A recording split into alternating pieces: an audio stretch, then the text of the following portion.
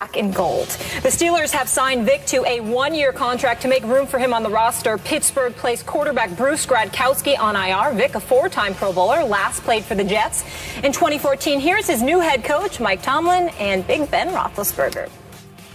For me, it's about any way, any person, anything that can help this team. And if that's Michael Vick, then so be it. There's not a throw in the field that he can't make from an arm strength standpoint. He's a very experienced guy at what he does at this point in his career. And obviously the mobility is still unique even at 35. It's undeniable the freakish athlete he is and quarterback, especially in Atlanta, and the things that he did. So, I know a lot of these guys probably growing up wanted to be Michael Vick, because he was a splash, exciting football player. And other than that, that's all I really, the last couple of years have been so focused on us. Michael Vick's a Steeler. It's official. Skip, what do you make of this?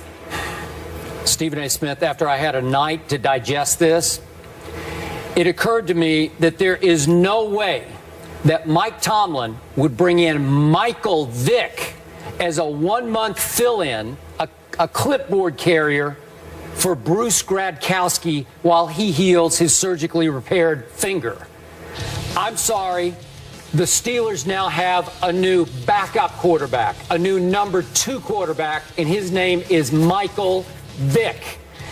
Again, I've watched Landry Jones because I support the University of Oklahoma, grew up loving the Sooners, following them. I watched every snap Landry Jones took in college. I've told you before, never sold, not the biggest fan.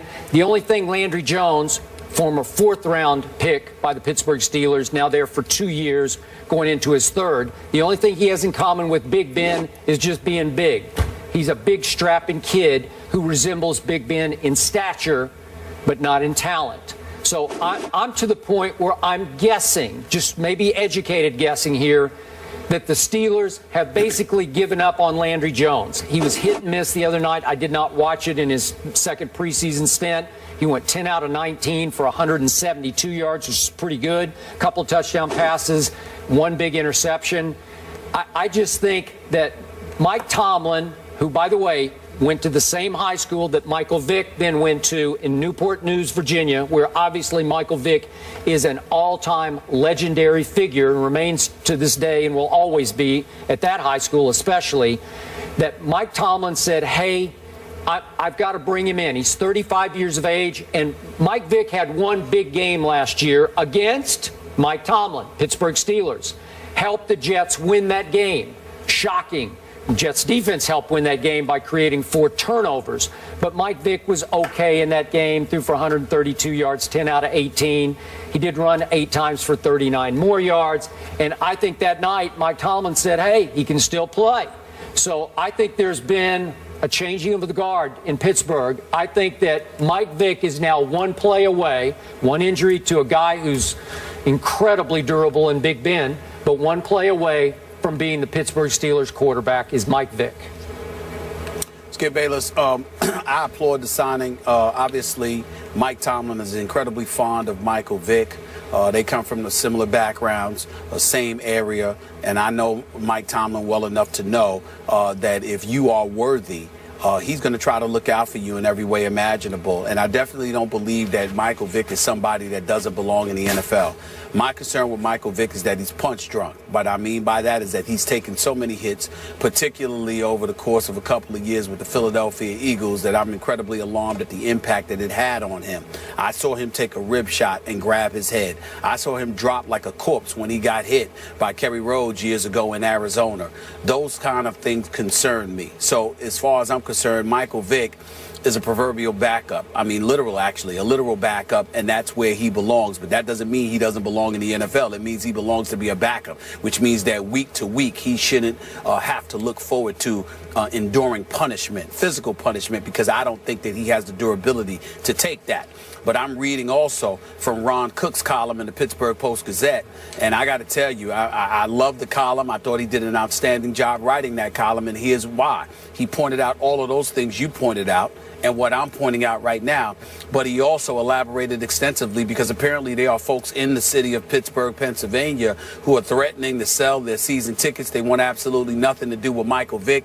They consider him a reprehensible individual, and I agree with Ron Cook. Stop it. It's ridiculous. Grow up. Michael Vick obviously served time in a federal penitentiary due to the dogfighting scandal. We recognize that. We recognize that he was wrong. We recognize that his actions were egregious and unlawful. And this man paid his debt to the society. It is that simple. Ever since he got out, he has been a completely different person. He's one of the most model citizens, I believe, that you could find when you talk about resurrection as it pertains to the modern day human beings in the world of sports. Can you think of a better case study, Skip Bayless, than Michael Vick? Because I can't. The guy has been absolutely phenomenal. As a statesman, he's been somebody that's contributed to PETA, to the Humane Society. He's spoken out about how wrong it has been as it pertains to animal cruelty. He's been a paragon of virtue as far as I'm concerned in that regard. And he's completely turned his life around. And he's conducted himself as a model citizen. And he is one of the few individuals that has made Roger Goodell look very, very good in terms of Roger Goodell's willingness to give him a second chance by allowing him to come back in the league in the aftermath of his prison sentence. So when I look at it from those perspectives, the fact that people would still react this way towards him, I think is shameful. And I think folks in Pittsburgh who feel the way that they do in terms of not wanting Michael Vick because of his past have no forgiveness in their heart, have no compassion whatsoever, and they should be ashamed of themselves. As it pertains to Michael Vick and the Pittsburgh Steelers, Ben Roethlisberger is as durable as it comes. He's Big Ben for a reason. He's played every game the last 2 seasons. He's coming off his best season of career, 103.3 passer rating, throwing for nearly 5,000 yards, leading the league in that category, the touchdowns, the way that he has led with the multitude of weapons that he has at his disposal, and Antonio Brown and Wheaton and Bryant and Shula, with Le'Veon Bell coming back once he serves his 3 games, for the weed issue with him and LeGarrette Blount. I think the Steelers have a chance to go to the Super Bowl. And I think somebody like Michael Vick, with his veteran presence, with the trials and tribulations that he has endured, with the kind of man that he is going to be an asset, not a liability to that franchise. And I applaud Mike Tomlin for bringing him on board. Okay. Are you saying asset as a quarterback or just a locker room presence? I think that as a weapon, Skip. I don't want to say either. I definitely think it's as a locker room presence. I definitely think that they're going to find a way to utilize him with his evasive and elusive abilities, combined with the strong arm that he has. Is he going to be the quarterback? No, but I could see him coming in there, on trick plays and making things happen in conjunction with Big Ben Roethlisberger. I can see him doing some things along those lines and them really finding a way to utilize him as a weapon. I can see Todd Haley coming up with something in that regard, and I look forward to it.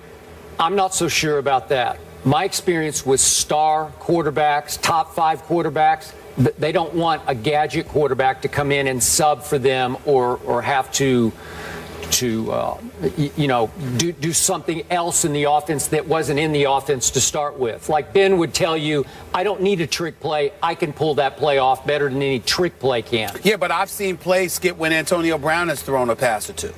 I've seen the Steelers, exercise trick plays. I've seen them do it in the past, and Ben Roethlisberger didn't have a problem with it then. So why would he have a problem with it now? Not to mention the locker room presence. Not to mention Michael Vick's ability to sub for him. There's a multitude of ways you can figure out to use Michael Vick without compromising Ben Roethlisberger. But you can't substitute Vick for Ben to run the trick play. You see what I mean? Ben, I don't think would sit still for that. That's just me.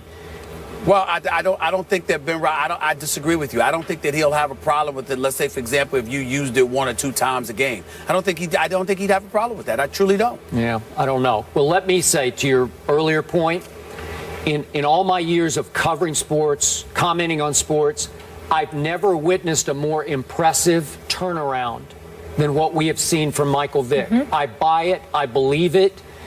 I'm a dog lover. I certainly have forgiven him. I'm fine with him playing, and I hope people in Pittsburgh could do the same. And by the way, the opposite side of this, it's almost ironic. Roethlisberger has been a big dog advocate, big supporter of the Canine Corps who helped the police. So I don't know. I think Pittsburgh will end up being just fine with Michael Vick being there. Yeah, and the last statement about that, Skip Bayless, is just as human beings, man, especially when somebody pays their debt to society. Yeah. Folks in America got to ask themselves a question. Would you like to be forgiven? Is everything you've done in life perfect? When somebody, lament when somebody doesn't pay a price. Lament when they've gotten away scot-free. Then come talk to me. But when somebody clearly has paid their debt to society, and then after that you have years and years of evidence to witness their turnaround and how they've changed their ways. I mean, come on now. Yeah. At some point in time, it's about compassion and it's about decency. It really is. Yep, we all make mistakes, and he certainly has been a great example of overcoming adversity and resiliency. And you guys brought up forgiveness. Someone else is asking for forgiveness in the sports world. So now that we've heard from Coach Sarkisian and a public apology, how should USC handle this situation moving forward? The guys will give their reactions next.